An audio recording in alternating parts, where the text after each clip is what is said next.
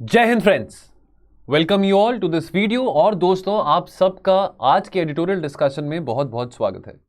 आज है 5 जुलाई ट्यूसडे और दोस्तों आज के एडिटोरियल डिस्कशन में हम दो ही आर्टिकल्स डिस्कस कर पाएंगे।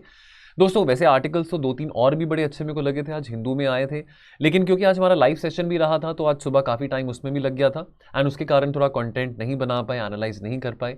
बट बहरहाल लेकिन कुछ ना कुछ तो आपके साथ हम डेली शेयर करते हैं, तो आज आपके साथ 2 IR के आर्टिकल्स हम शेयर करेंगे। अगर आप अपना न्यूज़पेपर पढ़ रहे हैं तो एक बहुत अच्छा आर्टिकल मेरे को जो हिंदू में लगा वो था डायरेक्ट इंटरवेंशन इन न्यूट्रिशन के बारे। तो प्लीज़ उस आर्टिकल को पढ़िए, उसको एनालाइज हम करेंगे कमिंग वीक में during the course of this week. एक दो जो टॉपिक्स हिंदू में और इंडियन एक्सप्रेस में जो आज आए थे, जो आज हम नहीं कर पा रहे हैं, eventually will discuss that in the next 4-5 days, Saturday से पहले पहले। तो आज काफी टाइम बाद इंडियन एक्सप्रेस में आर्टिकल देखने को मिला सी राजा मोहन का। अब आप जानते हैं कि IR के मामले में बहुत अच्छा कंटेंट वो लिखते हैं, इंटरनेशनल रिलेशन स्कॉलर हैं सी राजा मोहन। तो यहाँ पे इस आर्टिकल में बात कर रहे हैं जो नेटो की समिट अभी हाल ही में मैड्रिड में हुई थी पिछले हफ्ते, उसके बारे में यहाँ पे बात करी गई है। और दोस्तों एक बड़ा अच्छा आर्टिकल अगेन IR से ओरिएंटेड है, पेरिल्स ऑफ मल्टीलेटरलिज्म, ये हिंदू में TP श्रीनिवासन ने लिखा है। तो ये दोनों आर्टिकल्स को आज हम एनालाइज करेंगे। क्वेश्चन ऑफ द डे आपको towards the end of the video देखने को मिल जाएगा। बहुत सारे बच्चों का कल कमेंट आ रहा था कि सर ये आंसर जो आप क्वेश्चन जो आप देते हैं वीडियो के एंड में, इसका आंसर कहाँ पे पोस्ट करना है। तो जरा 2-3 मिनट ना वीडियो की शुरुआत को पहले सुन लिया करिए। मैं बार बार ये तभी 3-4 मिनट के बाद पहला आर्टिकल शुरू होता है, बिकॉज बात आपको जो मैं कन्वे करना चाहता हूँ वो ये है कि हमारा टेलीग्राम ग्रुप है। हम अज्यूमिंग के बहुत सारे बच्चे हमारे साथ नए जुड़ रहे हैं जो पहली बार ये वीडियो देख रहे हैं, राइट। तो आपने कहाँ आंसर पोस्ट करना है? देखिए आंसर आपने टेलीग्राम ग्रुप है editorials with beans answer writing, वहां पे आपने आंसर पोस्ट करना है। फ्री इनिशिएटिव है, आंसर पोस्ट करिए। लेकिन ये आपको मैं पहले ही बता दूं, फ्रैंकली स्पीकिंग हर एक आंसर पे पर्सनलाइज फीडबैक हम नहीं दे पाएंगे। दोस्तों मन तो करता है हर एक आंसर पे फीडबैक देने का, लेकिन अभी इतनी बैंडविड्थ नहीं है कि हर एक आंसर पे फीडबैक दे पाए। लेकिन बहरहाल जो भी बच्चे आंसर्स लिख रहे हैं, चाहे वो 5 बच्चे हों, चाहे वो 50 बच्चे हों, चाहे वो 25 बच्चे हों, हमारी कोशिश रहेगी कि अगले दिन आपके साथ जो बेस्ट आंसर है of the answers which have been written by the students, वो बेस्ट आंसर आपके साथ अगले दिन शाम को 6 बजे टेलीग्राम के ग्रुप में पिन कर दिया जाए। और एक नया फीचर हमने क्या शुरू करा है, मॉडल आंसर का। तो यानी कि जो मॉडल आंसर है ऑफ द क्वेश्चन जो कि पूछा जाता है प्रीवियस इवनिंग को, उसके आपका जो उसका जो मॉडल आंसर है वो भी अगले दिन शाम को 6 बजे पिन कर दिया जाता है।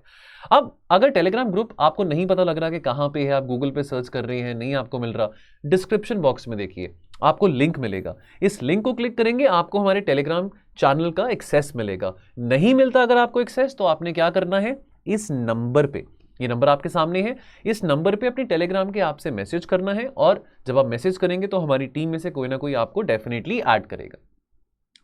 चलिए, तो ये थी बात डिस्क्रिप्शन बॉक्स की। बाकी दोस्तों जैसे आज हमने आज बहुत लंबा सेशन रखा भी था, ऑफलाइन बैच के रिगार्डिंग हमने अनाउंसमेंट करी थी। तो यदि आप रहते हैं पंजाब में, हरियाणा में, चंडीगढ़ में या कहीं और भी रहते हैं, चंडीगढ़ आना चाहते हैं, अपनी UPSC की तैयारी करना चाहते हैं, आप एक सीरियस एस्पिरेंट है, सीरियसली पढ़ना चाहते हैं, अगले साल अपना एग्जाम क्रैक करना चाहते हैं, रैंक लेके आना चाहते हैं, सिर्फ ये नहीं कि प्री क्लियर करना है फिर मेन्स हम 2-3 साल बाद देखेंगे, नहीं, रैंक लेके आना चाहते हैं दोस्तों, तो प्लीज मोर देन वेलकम, आइए चंडीगढ़ आइए, हमारे ऑफलाइन बैच में जुड़िए। यदि और इन्फॉर्मेशन आप हमारे ऑफलाइन बैच के बारे में चाहते हैं तो नीचे नंबर दिया गया 1800-890-3043, इस पे कॉल करके और आप इन्फॉर्मेशन ले सकते हैं। फिर बेस्ट आंसर जो कि कल क्वेश्चन पूछा गया था वो राधिका का रहा है, राधिका बजाज का।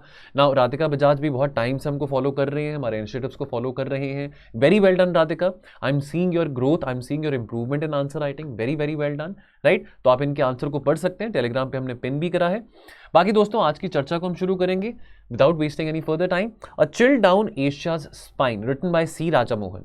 Now what does he talks about, context क्या है? अभी पीछे नेटो की मीटिंग हुई, नेटो समिट हुआ, कहां पे हुआ, मैड्रिड में हुआ, स्पेन में हुआ, राइट। नेटो यानी कि नॉर्थ अटलांटिक ट्रीटी ऑर्गेनाइजेशन कब बनाया गया था? 1949 में बनाया गया था। क्या प्रिंसिपल है? कलेक्टिव सिक्योरिटी का प्रिंसिपल है, राइट। कि भाई अगर हमारे ब्लॉक में किसी भी एक देश के ऊपर अटैक किया जाएगा, वो पूरे के पूरे ब्लॉक के ऊपर ही अटैक माना जाएगा, ठीक है जी। तो अब अगर हम बात करें कुछ इंटरेस्टिंग बातों की, नेटो के समिट में पिछले हफ्ते for the first time Australia के, जापान के, न्यूजीलैंड के और साउथ कोरिया के प्रधानमंत्रियों को बुलाया गया था। Now this is very interesting कि इंडो पैसिफिक की इन्वॉल्वमेंट नेटो में हो रही है, इंडो पैसिफिक रीजन की इन्वॉल्वमेंट नेटो पे हो रही है। ये सेंट्रल बात इस आर्टिकल में सी राजा मोहन मेंशन करते हैं। 3 ऑब्जर्वेशंस इस समिट में से स्टैंड आउट करती हैं। पहली बात तो रशिया और चाइना का जो एक्सपेंशनिज्म का जो एटीट्यूड है, तो चाहे रशिया का एक्सपेंशनिज्म यूक्रेन में देख रहे हैं, यूरोप में देख रहे हैं, या चाहे चाइना का एक्सपेंशनिज्म हम इंडो पैसिफिक में, और इवन अब तो साउथ पैसिफिक में भी चाइना अपना फुटप्रिंट इंक्रीज करने की कोशिश कर रहा है, पहली बात।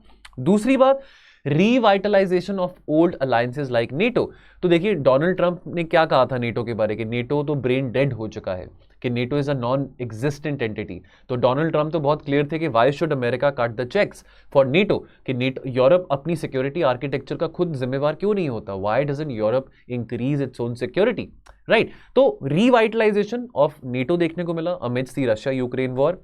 और तीसरी बात यहां पे जो ऑब्जर्व की गई है, जो नए एशियन कोलिशंस हैं, चाहे वो क्वाड है चाहे वो ऑकस है। Now again we have discussed this many a times, quad is not a security alliance, right? Quad is more of a trade alliance, more of a commercial alliance, while AUKUS is a hardcore security alliance. AUKUS, Australia, United Kingdom and US, America. तो ये तीन observations यहाँ पे सामने आई हैं NATO के बारे। जैसे कि आप जानते हैं नेटो के ब्रीफ बैकग्राउंड के बारे, राइट। ये बेसिक बातें हैं, ये बातें एडिटोरियल में मेंशन नहीं होती बट एक्सपेक्टेड होती कि हमको पता हो, ठीक है। अगर आप पहली बार नेटो का नाम सुन रहे हैं तो आपको ये पता होगा, नेटो यानी कि नॉर्थ अटलांटिक ट्रीटी ऑर्गेनाइजेशन। तो नेटो के 30 मेंबर्स हैं, 1949 में फाउंड किया गया था, 12 फाउंडिंग मेंबर्स थे, ठीक है।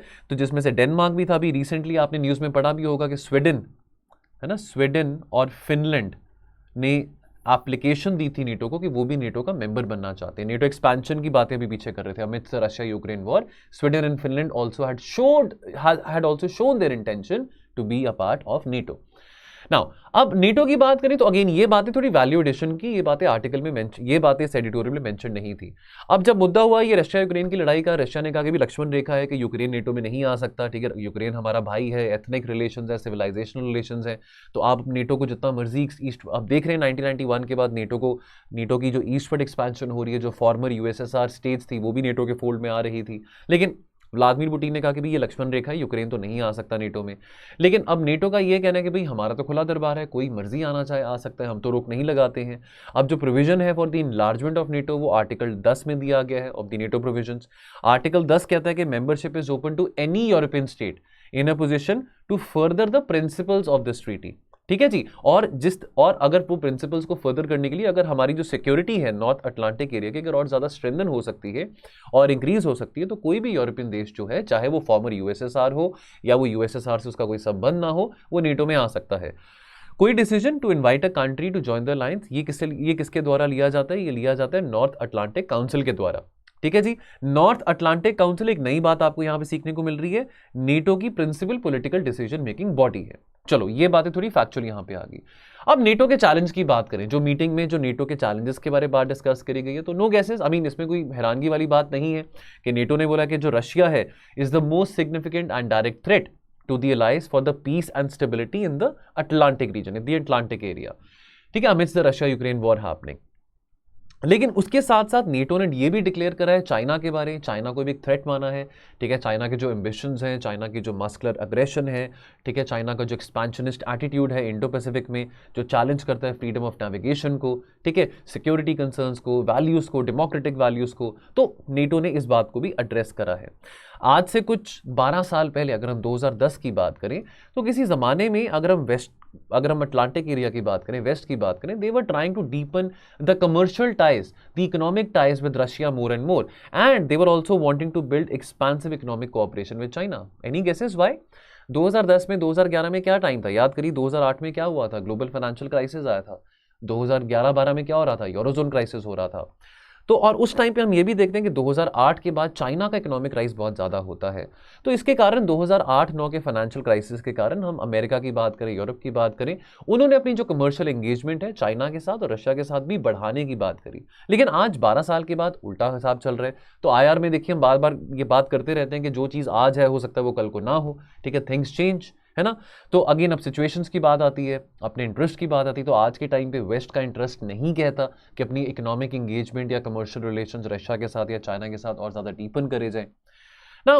अब व्हाट फॉर इंडिया? अब इससे इंडिया के लिए क्या है? देखिए अभी हमारा तो देखिए बहुत एक न्यूट्रल स्टैंड रह चुका है। हालांकि हमने कंडेम करा है सिविलियंस जो बेचारे मारे जा रहे हैं यूक्रेन में, हमने उस बात का तो कंडेम करा है। लेकिन रशिया को हम कंडेम नहीं कर रहे हैं। रशिया हमारा पुराना मित्र है, ओल्ड फ्रेंड है, तो इट इज़ वेरी नेचुरल। और ये भी कहा जाता है दोस्तों, यहाँ पे मैं एक और बात आपको कहना चाहता हूँ, जो न्यू कोल्ड वॉर है अमेरिका और चाइना के बीच में, तो अमेरिका ये मानता है कि जो इंडिया है वो एक नेचुरल और ऑर्गेनिक एलाय है अमेरिका का इन द न्यू कोल्ड वॉर। पुरानी कोल्ड वॉर तो यूएसएसआर और यूएसए के बीच में थी, जो नई कोल्ड वॉर यानी कि अमेरिका और चाइना के बीच में है, लेकिन अभी हम न्यूट्रल हैं बिकॉज रशिया हमारा पुराना मित्र है, पुराना फ्रेंड है, ठीक है। लेकिन चाहे छोटे देश हो चाहे बड़े देश हो, सिक्योरिटी कंसर्न्स किसी के भी हो, हमको उसको अंडर एस्टिमेट नहीं करना चाहिए।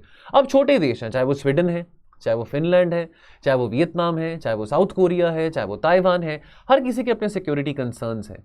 अब अगर स्वीडन को, फिनलैंड तो चलो बॉर्डर शेयर करता है रशिया के साथ, अगर उनको कंसर्न है amidst this war happening, Russia Ukraine war happening, and they have a desire to join NATO, तो सिमिलरली अगर हम यहाँ पे एशिया की बात देखें, अगर हम वियतनाम की बात करें, ताइवान की बात करें, साउथ कोरिया की बात करें, जापान की भी बात करें, they have differences with China.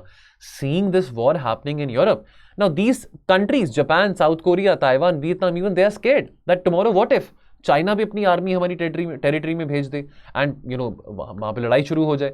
तो इसके कारण जो छोटे देश हैं वो भी सिक्योरिटी अश्योरेंसेस और सिक्योरिटी अलायंसेस सीख करते हैं, ठीक है। वो अलायंसेस में क्यों आना चाहते हैं? नॉट बिकॉज उनको मजा आता है, not because of the fun of it. अब आने को तो स्वीडन, फिनलैंड कितने साल पहले नेटो का हिस्सा बन सकते थे, ठीक है। उनके जो पड़ोसी देश है, डेनमार्क है, तो अगर हम डेनमार्क की बात करें, नॉर्वे की बात करें, वो तो फाउंडिंग मेंबर्स थे नेटो के। वो क्यों अलायंसेस को लुक फॉरवर्ड करते हैं? जब उनके जो डर हैं जब बहुत प्रैक्टिकल हैं, बहुत रियल हैं, when there fears are of more powerful neighbours, that become very acute. तो अभी जो डर चाहे साउथ कोरिया का, चाहे ताइवान का, चाहे वियतनाम का, उनका डर चाइना को लेके हो, या चाहे स्वीडन का, फिनलैंड का डर रशिया को लेके हो, उनके डर हैं, वो रियलिटी है, that's very practical of these countries to seek for alliances. और अगर हम यूरोप की बात करें तो इतिहास गवाह है यूरोप के इंटरनेशनल रिलेशंस का, that this has been mostly about the domination of smaller countries by the more powerful countries. Now अगर हम बात करें डेंजर्स ऑफ एक्सपेंशनिज्म की, तो देखिए अब हमारे लिए इतना ज्यादा मुश्किल नहीं होना चाहिए एक्सपेंशनिज्म के फियर्स को समझना, ठीक है। बिकॉज हम देख रहे हैं चाइना का एक्सपेंशनिज्म, चाहे वो LAC पे है, चाहे वो इंडो पैसिफिक में है, ठीक है। अब और हमारे लिए इतना भी मुश्किल नहीं होना चाहिए इस बात को गेस करना, इस बात को डिडक्ट करना कि क्यों बहुत सारी Asian countries like Japan, like Taiwan, like Vietnam, like South Korea, why are they drifting more towards NATO, ठीक है। हम देखिए, हम भी आफ्टर ऑल क्वाड का हिस्सा हैं। Why are we getting more close to America? Why are we getting more close to Quad? Because that's a direct consequence of Chinese actions. That is a direct consequence of Chinese expansionism. ठीक है। अब हम Russian expansionism को लेकर neutral रहते हैं। Ukraine में लोग मारे जा रहे हैं, बुरा हो रहा है, उसके बारे में हम जरूर बोलते हैं, लेकिन रशिया एक्सपैंड करे, चाहे ईस्टर्न यूरोप में, चाहे सेंट्रल एशिया में, उसको लेकर हम चुप रहते हैं, हम थोड़ा ऑब्जेक्टिव रहते हैं। लेकिन इस बात से हम भली भांति वाकिफ हैं चाइनीज एक्सपेंशनिज्म से लेके। लेकिन जब जहां पे चाइना एक्सपेंशनिस्ट एटीट्यूड दिखाता है साउथ एशिया में, ठीक है, या साउथ ईस्ट एशिया में, उसको लेके हम ज्यादा सब्जेक्टिव होते हैं। बहरहाल चाहे वो रशियन एक्सपेंशनिज्म है, चाहे वो चाइनीज एक्सपेंशनिज्म है, प्रधानमंत्री जी ने बहुत बार इसके बारे चिंता प्रकट करी है। प्रधानमंत्री ji quite early in his tenure talked about the dangers of expansionism और विस्तारवाद, जिसको हिंदी में कहते हैं विस्तारवाद। अब बात यहां पे समझने को यह है कि चलो नेटो का समिट हुआ है, लेकिन यहां पे एशियन सिक्योरिटी के फ्यूचर की बात करी जा रही है, seeing the war happening between Russia and Ukraine. Japan और साउथ कोरिया दोनों ही चाइना के बहुत इंपॉर्टेंट नेबर्स हैं, सिविलाइजेशनल संबंध हैं, कल्चरल संबंध हैं, और बहुत सिग्निफिकेंट कमर्शियल संबंध भी हैं, इकोनॉमिक लिंकेजेस भी हैं। अब हमको ये भी पता है चाइना और जापान के बीच में झगड़ा है ईस्ट चाइना सी में, सेनकाकू डाइओ आइलैंड्स को लेके, ठीक है। चाइना का झगड़ा साउथ चाइना सी हो, ईस्ट चाइना सी हो, दर्जन देशों के साथ है। ईस्ट चाइना सी में चाइना का झगड़ा जापान के साथ है, साउथ चाइना सी में और देशों के साथ झगड़ा है आइलैंड्स को लेके, फिर इंडिया के साथ उसके इश्यूज हैं अक्रॉस दी LAC, राइट। अब इस साल आपको पता है कि चाइना ने, so this was effective from the 1st of January 2022, the new land border law of China. Now China says that look, मैं किसी के साथ बैठ के बातचीत नहीं करूंगा, मैं किसी के साथ बैठ के नेगोशिएट नहीं करूंगा, जो मैंने बोल दिया वो सही है, यानी कि जो मेरा इंटरप्रिटेशन है, चाहे वो LAC का हो, चाहे वो किसी आइलैंड का हो, चाहे वो किसी बॉर्डर का हो, तो जो मेरा इंटरप्रिटेशन है वो सही है और आपको मेरे इंटरप्रिटेशन को मानना पड़ेगा। तो China strictly does not believe in sitting on the table and negotiating and talking. बहरहाल चाइना के जो नेबर्स हैं, ठीक है, उनके अपने कंसर्न्स हैं, जापान है, साउथ कोरिया है, वियतनाम है, डिस्पाइट दैट उनके बहुत स्ट्रॉन्ग सिविलाइजेशनल और कमर्शियल लिंक्स है। ऑस्ट्रेलिया और न्यूजीलैंड, ठीक है, they are a bit further away but they are also deeply tied to the Chinese economy, ठीक है। ये चारों के चारों देश किसका हिस्सा है? चाइनीज लेड RCEP का हिस्सा है, ठीक है, रीजनल कॉम्प्रिहेंसिव इकोनॉमिक पार्टनरशिप, ठीक है, which became effective from this year, from 2022, ठीक है। हाउएवर यूक्रेन में जो स्थिति आज के टाइम पे चल रही है, इसको लेके हमने बहुत बार पहले भी चर्चा करी है, ठीक है। सी राजा भवन के इस थीम को लेकर आर्टिकल्स पहले भी आते रहे हैं। यूक्रेन में जो अभी आज के टाइम पे सिचुएशन चल रही है, ठीक है, 5वां महीना रशिया यूक्रेन की लड़ाई का है, that is a cause of concern for the future of Asian security as well. तो फ्यूचर ऑफ एशियन सिक्योरिटी में क्या कंसर्न है कि एक बड़ा देश, a larger nation can simply order its armed forces into a neighbour's territory. तो कल को ताइवान को, वियतनाम को, जापान को, साउथ कोरिया को भी इस बात का डर है कि कल को चाइना बोले अपनी आर्मी को, PLA को, कि जाओ और यहां पे इन्वेड करो, and then demanding the surrender of the victim nation's sovereignty. Now this is sending a lot of concern. This is sending chill down the Asian spine. तो ये जो नई engagement है with NATO, that does not mean कि we have Asia in NATO, ठीक है, nor is there any prospect of an Asian NATO. यहां पे ये नहीं कह रहा कि यहां पे ये बात नहीं कर रहे सी राजा मोहन कि एशिया के जो देश हैं, साउथ एशिया के हों, साउथ ईस्ट एशिया हो, क्योंकि वो नेटो का हिस्सा बन रहे हैं, नेटो का मेंबर बन रहे हैं, लेकिन एक deep institutional military mechanism NATO के साथ एक्सप्लोर करना, उसमें कोई बुरी बात नहीं है, सीइंग द एग्रेशन हैपनिंग। सो यहां पे कंसर्न स्मॉलर स्टेट्स का एड्रेस किया जा रहा है, जो स्मॉलर नेशंस हैं उनके सिक्योरिटी कंसर्न्स को यहां पे एड्रेस किया जा रहा है। तो अगर इस सब के मामले में, अगर इस सब के बीच में वो नेटो के साथ अपने इंस्टीट्यूशनल मैकेनिज्म को और बढ़ा रही हैं, ठीक है, या अपनी डेटरेंस कैपेसिटी को बढ़ा रहे हैं नेटो के साथ एंगेज करके, तो उसमें कोई बुरी बात नहीं है। तो यहां पे सेंट्रल बात ये करी गई है। Now what is the way forward? Even as the nations in the region reboot their ties with America, Asia भी अपनी सिक्योरिटी पार्टनरशिप्स को डाइवर्सिफाई करने की बात कर रहा है। अभी आपने पीछे देखा था कि अभी अमेरिका, अभी जब रिसेंटली मई में क्वाड समिट हुआ था, थर्ड क्वाड समिट हुआ था, तो बहुत सारे सिग्निफिकेंट इकोनॉमिक इनिशिएटिव्स भी अनाउंस करे गए थे। IPEF अनाउंस किया गया था, इंडो पैसिफिक इकोनॉमिक फोरम वहां पे अनाउंस किया गया था, क्योंकि अमेरिका को भी इस बात का रियलाइजेशन है कि सिर्फ सिक्योरिटी गारंटीज देने से बात नहीं बनने वाली है। अगर एक्चुअल में अमेरिका ने अपनी प्रेजेंस इस रीजन में बनानी है और चाइना को काउंटर करना है, तो वो इकोनॉमिकली भी करना पड़ेगा, बिकॉज ऑलरेडी इस रीजन में RCEP है, TPP है ना, CPTPP भी है। तो उसको काउंटर करने के लिए इकोनॉमिक लिंकेजेस और सिक्योरिटी पार्टनरशिप्स दोनों होना बहुत जरूरी है, ठीक है। और बहुत जरूरी है अगर हम एशियान रीजन की बात करें, या खास करके यहाँ पे साउथ ईस्ट एशियन रीजन की बात करी जा रही है, तो जो भी म्यूचुअल डिफरेंसेस हैं इन देशों के बीच में, एशियान देशों के बीच में, वो भी रिजॉल्व होने बहुत जरूरी है amidst the likelihood of Chinese aggression in the future, right? And thanks to the expansionism of Russia and China, जो strategic integration है Asian and European geopolitical theaters का, this has now begun to be unfold in front of us. तो दोस्तों, अगर आगे बढ़ने से पहले आपको सोशियोलॉजी के कोर्सेज के बारे में बताना चाहता हूं। तो दोस्तों, यदि आप ऑफलाइन ज्वाइन करना चाहते हैं हमारे बैच में, ऑनलाइन लाइव क्लासेस अटेंड करना चाहते हैं, प्री रिकॉर्डेड क्लासेस चाहते हैं सोशियोलॉजी की, तो प्राइसेस आपके सामने हैं, जो इसके फीचर्स हैं वो आपके सामने हैं। तो दोस्तों, जस्ट इन्फॉर्मेशन आपके साथ शेयर करना चाहता हूं। तो यदि दोस्तों इनमें से कोई भी बैच, सोशियोलॉजी शेखर सर पढ़ाते हैं जैसे कि आप जानते होंगे, तो अगर आप इनमें से कोई भी बैच ज्वाइन करना चाहते हैं, सोशियोलॉजी ऑप्शनल अगर आपका है, अगले साल आप सोशियोलॉजी ऑप्शनल के साथ अपना मेंस लिखना चाहते हैं, तो दोस्तों अभी सही समय है अपने ऑप्शनल की तैयारी करना। खास करके अगर अगले साल आपका पहला अटेम्प्ट है, तो आप हमारे टोल फ्री नंबर पर कॉल करके इसके बारे में इन्फॉर्मेशन ले सकते हैं। तो आज का लास्ट आर्टिकल रहेगा chaotic world, the perils of multilateralism. तो 2 आर्टिकल्स डिस्कस करें, लेकिन तसल्ली से डिस्कस करते हैं ना, जल्दीबाजी में नहीं, लेकिन आराम से तसल्ली से डिस्कस करते हैं। IR के हैं और काफी एनालिटिकल आर्टिकल्स हैं।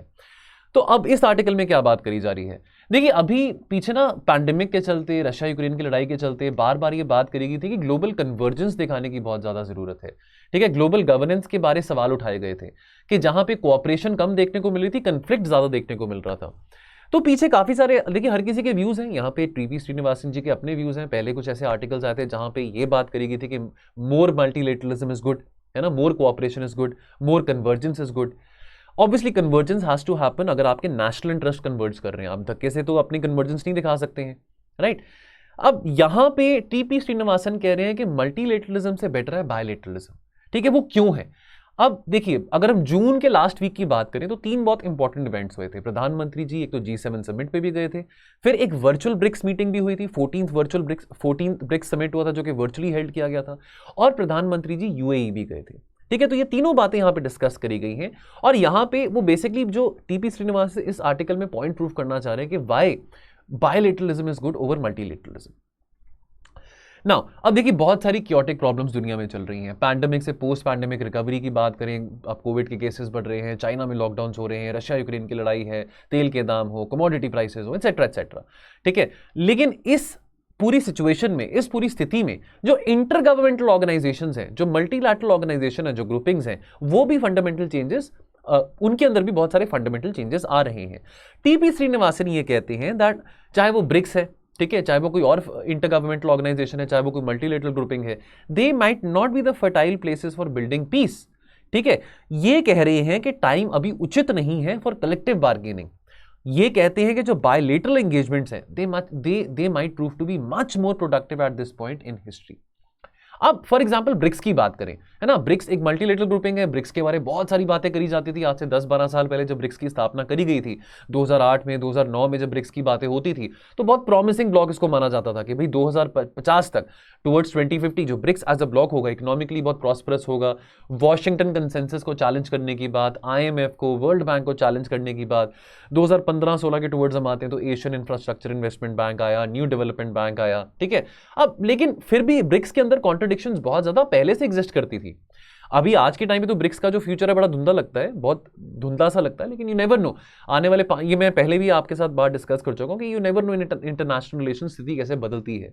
आज हो सकता है कि ब्रिक्स को लेकर इतना प्रॉमिसिंग फ्यूचर ना लगता हो, मे बी 5 साल के बाद अगेन ब्रिक्स का बहुत प्रॉमिसिंग फ्यूचर हो, बट बहरहाल ब्रिक्स के अंदर कॉन्ट्रडिक्शंस हैं, ठीक है। ब्रिक्स पहली बात तो पॉलिटिकल ग्रुपिंग नहीं था, इकोनॉमिक ग्रुपिंग था। पांचों देशों के बीच में साउथ साउथ कोऑपरेशन को बढ़ाने की बात करी जा रही थी, यहाँ पे डेवलपिंग वर्ल्ड कोऑपरेशन को बढ़ाने की यहाँ पे बात करी जा रही थी, ठीक है। कैसे कलेक्टिवली ग्लोबल ग्रोथ को डोमिनेट किया जा सकता है टुवर्ड्स 2050, ये बात यहाँ पे करी जा रही थी as an alternative to the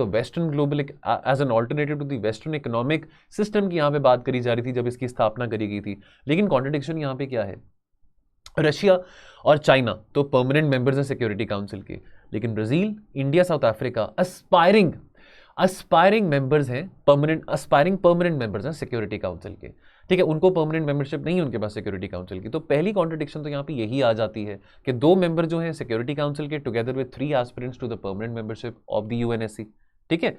उसके बाद अब अगर हम आज के टाइम की बात करें, ठीक है, ब्रिक्स में China was firmly on the ground that as far as the role of the developing countries is concern कि डेवलपिंग कंट्रीज में इंफ्रास्ट्रक्चर डेवलपमेंट करनी है, डेवलपिंग कंट्रीज में हमने ग्रांट्स देने हैं, हमने साउथ साउथ कोऑपरेशन को बढ़ाना है। लेकिन चाइना हमेशा साइलेंट रहा था as far as expansion of the permanent membership of the security council is concern. अगर आप वेस्टर्न ग्लोबल ऑर्डर को चैलेंज करना चाहते हो, चाहे वो यूएनएससी रिफॉर्म्स की बात हो, चाहे वो IMF रिफॉर्म्स की बात हो, तो उसके लिए डेवलपिंग देशों का भी बीच में होना बहुत जरूरी है ना। लेकिन चाइना ने कभी गारंटी नहीं दी, ठीक है। चाइना ने कभी इंडिया के लिए एश्योरेंस नहीं दिया। आज के टाइम भी सबसे बड़ा ऑब्स्टिकल इंडिया का यूएनएससी का मेंबर बनने के लिए क्या है, सबसे बड़ा ऑब्स्टिकल चाइना है, ठीक है। Even the entire fragile framework of limited cooperation was shattered with what happened 2 years back, Galwan घाटी में जो इंसिडेंट हुआ था 15 जून 2020 को, राइट। और अभी भी देखिए, अब देखिए 2 साल से इंडिया चाइना के बीच में जो रिलेशंस हैं तनाव वाले हैं। अभी पीछे मार्च में चाइना के फॉरेन मिनिस्टर आए थे इंडिया, वांग यी, उन्होंने बोला कि चलो इंडिया का स्टैंड और चाइना का स्टैंड दोनों का सेम है टुवर्ड्स रशिया यूक्रेन, तो चलो पुरानी बातें छोड़ के हम आगे एक अच्छा फ्यूचर बिल्डअप करते हैं। बट हमने बोला, हमारे NSA ने बोला, हमारे एक्सटर्नल अफेयर्स मिनिस्टर ने बोला कि भाई ऐसे हम आपके साथ कैसे आगे दोस्ती बढ़ाएं, जो हमारे पहले पुराने मुद्दे हैं, बैठ के बातचीत करते हैं, नेगोशिएट करते हैं। लेकिन अब चाइना ने तो एक न्यू लैंड बॉर्डर लॉ निकाल दिया जो कि इफेक्टिव हुआ 1 जनवरी 2022 से, ठीक है। अभी रिपोर्ट्स आ रही है कि चाइना ब्रिजेस बना रहा है on the south bank of Pangong so lake. तो इस तरह के सिक्योरिटी कंसर्न्स भी हैं, तो हम कैसे चाइना के साथ आगे बढ़ सकते हैं। तो चाहे वो ब्रिक्स में मीटिंग अटेंड करना हो, चाहे चाइना के साथ इकोनॉमिक टाइज बढ़ाना हो, लेकिन हमारे कंसर्न्स जब तक चाइना के साथ एड्रेस नहीं होते हैं तब तक हम कैसे इस बात को ना माने कि ब्रिक्स के अंदर कॉन्ट्रडिक्शंस नहीं है। हेंस जो बात TP श्रीनिवासन कहना चाह रहे हैं कि ब्रिक्स के अंदर काफी कॉन्ट्रडिक्शंस हैं, तो वो बात यहां पे समझनी बहुत जरूरी है in context of more multilateralism, कि मोर मल्टीलेटरलिज्म हमको चाहिए या मोर बायलेटरलिज्म हमको चाहिए। इंडिया के लिए मोटिवेशन क्या था ब्रिक्स के समिट को अटेंड करने का, was about the future course in the Indo Pacific. अब जब इंडो पैसिफिक की बात आती है तो यहाँ पे रशिया चाइना का लिंक भी समझते हैं। अब रशिया हमारी, चलो रशिया के साथ दोस्ती काफी पुरानी है, मित्रता काफी पुरानी है। As a matter of fact 1962 में जब इंडिया और चाइना की लड़ाई हुई थी तो सोवियत ने हमको सपोर्ट नहीं किया था, ठीक है। हमको सपोर्ट थोड़ी अमेरिका से जरूर मिली थी। चलो बाद में सोवियत ने 1971 में हमको बहुत सपोर्ट किया था जब बांग्लादेश को हमने आज़ाद कराया, लिबरेट कराया। लेकिन फिर भी अभी 2 साल से इंडिया चाइना के बीच में जो तनाव थे, तो रशिया ने कुछ ना कुछ इंक्लिनेशन शो करा था कि कैसे इंडिया और चाइना के बीच में पीस ब्रोकर कर सकता है Russia, some sort of a discussion जो कि फैसिलिटेट की जा सकती है बिटवीन इंडिया एंड चाइना। लेकिन फरवरी 2022 के बाद रशिया, क्या हुआ था विंटर ओलंपिक्स में, बीजिंग ओलंपिक्स में रशिया ने क्या कहा था चाइना के साथ, जब व्लादिमीर पुतिन गए थे तो व्लादिमीर पुतिन ने क्या कहा था, भाई हमारी जो पार्टनरशिप है दैट इज विदाउट लिमिट्स, हमारी जो फ्रेंडशिप है that is without limits, limitless friendship है हमारी, लिमिटलेस पार्टनरशिप है हमारी। So now Russia will be more obliged towards China rather than India, right? China pushed for expansionism at the BRICS summit, even at a time when the BRICS had no credible global agenda. China is showing no enthusiasm कि India को इस grouping का हिस्सा बनाया जाए, Asia Pacific economic cooperation APEC का हिस्सा बनाया जाए, डिस्पाइट कि इंडिया एक लिबरलाइज्ड इकोनॉमी है।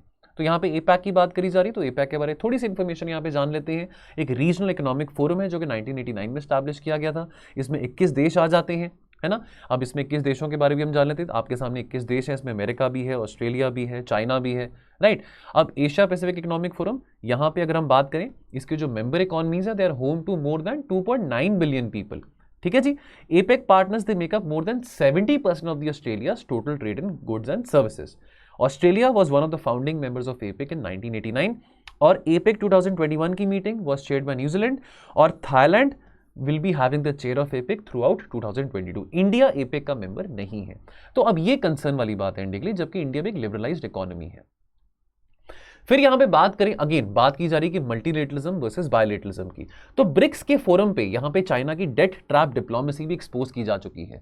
डेट ट्रैप डिप्लोमेसी यानी कि चाइना का ये जो वादा रहता है, चाइना ये जो कोशिश करता है गरीब देशों को, डेवलपिंग देशों को ल्योर करना, सेड्यूस करना कि मेरे पास बहुत पैसा है, मैं आपके यहाँ पे बहुत सारे प्रोजेक्ट्स बना सकता हूँ, सड़कें, हाईवेज, पोर्ट्स, रेलवेज, रोड, ये सब चीज़ें, ठीक है। अब आप देखिए श्रीलंका में क्या हो रहा है, आप देखिए पाकिस्तान में क्या हाल है, नेपाल में क्या हाल है, म्यांमार में क्या हाल है। अब चाइना के साथ इन सभी देशों की जो दोस्ती थी इनको बहुत महंगी पड़ी, है ना। डेट ट्रैप डिप्लोमेसी, चाइना कुछ फ्री में तो बांट नहीं रहा, है ना। चाइना कुछ फ्री में तो हाईवेज नहीं बना रहा, चाइना कोई फ्री में सड़कें नहीं बना रहा, ठीक है। चाइना कोई फ्री में पोर्ट्स नहीं बना रहा, चाहे वो कोई मर्जी कंट्री है, पाकिस्तान है, श्रीलंका है, म्यांमार है, ठीक है।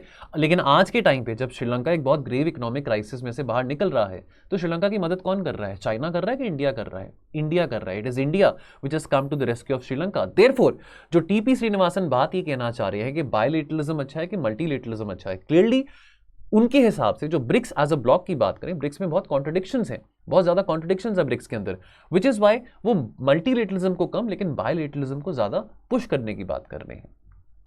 फिर G7 मीटिंग की बात करें तो अगर हम जून के लास्ट वीक की बात करें, ब्रिक्स का वर्चुअल समिट हुआ, 14th समिट हुआ, ब्रिक्स का वर्चुअली हेल्ड किया गया। फिर G7 मीटिंग हुई और हमारे जो प्रधानमंत्री थे वो UAE भी गए थे।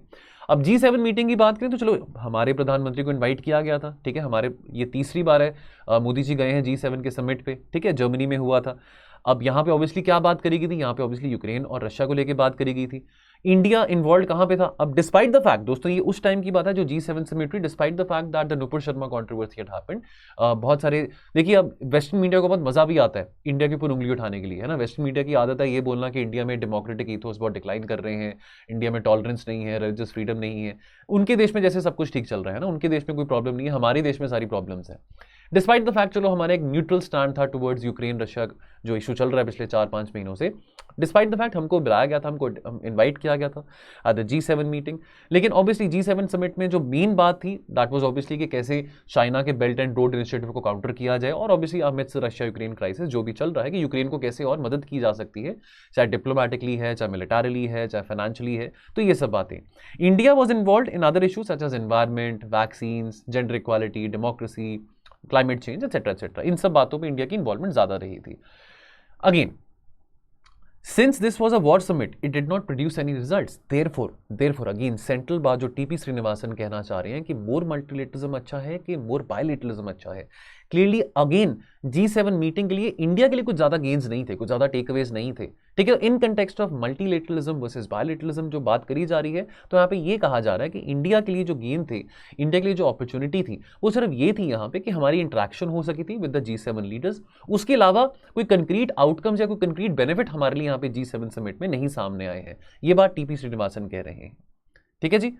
चलिए उसके बाद अगर हम यूएई की बात करें, this was a bilateral visit. अभी रिसेंटली फरवरी में हमने सेपा एग्रीमेंट साइन किया था with the United Arab Emirates, ठीक है। अब गेन्स ब्रिक्स में कुछ ज्यादा नहीं थे, कुछ कंक्रीट नहीं थे, ना हमको एपेक में कुछ यहाँ। अब देखिए चलो ब्रिक्स की बात, G7 की बात करें तो यहाँ पे थोड़ी सी बात हम WTO की भी कर लेते हैं, वर्ल्ड ट्रेड ऑर्गेनाइजेशन की। तो चलो वहां पे WTO में भी हमको कुछ ज्यादा मैक्सिमम गेन्स देखने को नहीं मिले थे। बहुत सारे हमारे कंसर्न थे, खास करके specifically to the fishery sector, वो हमारे एड्रेस नहीं हो पाए थे। जो हमारा कंसर्न है कि जो डेवलपिंग देश है उनको भी मौका मिलना चाहिए अपने फिशरीज के इंफ्रास्ट्रक्चर को डेवलप करने के लिए। डेवलप्ड देशों को तो बहुत मौका मिलता ही रहता है, ठीक है। तो अगेन चाहे ब्रिक्स है, चाहे वो G7 मीटिंग है, चाहे वो WTO है, हमारे कंसर्न्स नहीं एड्रेस किए जा रहे, हमको ज्यादा गेन्स देखने को नहीं मिल रहे हैं। दोस्तों प्लीज इस बात को समझिए, ओपिनियंस हैं, है ना। इस आर्टिकल का ओपिनियन हम डिस्कस कर रहे हैं यहाँ पे, डजंट मीन कि मल्टीलेटरलिज्म बुरी बात है। इस आर्टिकल में टीपी श्रीनिवासन क्या कहना चाह रहे हैं वो आपके साथ में डिस्कस कर रहा हूँ। हमारे अपने व्यूज हो सकते हैं कि मल्टीलेटरलिज्म अच्छा है कि बायलेटरलिज्म अच्छा है, व्हाटएवर इट इज। बट अंत में यहां पे ये बात कहते हैं, अगर हम in comparison to BRICS G7 की बात करें, तो जो यूएई में हमारा समिट हुआ, जो यूएई में हमारे जो प्रधानमंत्री गए थे, मोदी जी जो गए थे, अब ये एक बहुत अच्छा समिट था। अभी कुछ टाइम पहले ही हमारा सेपा एग्रीमेंट साइन किया गया था। गल्फ रीजन हमारे लिए बहुत इंपॉर्टेंट है, बहुत सिग्निफिकेंट है। कितना डायस्पोरा यहाँ पे रहता है, कितना सारा ऑयल हम यहाँ से इंपोर्ट करते हैं, एनर्जी नीड्स हमारी यहाँ से कितनी ज़्यादा मीट की जाती हैं।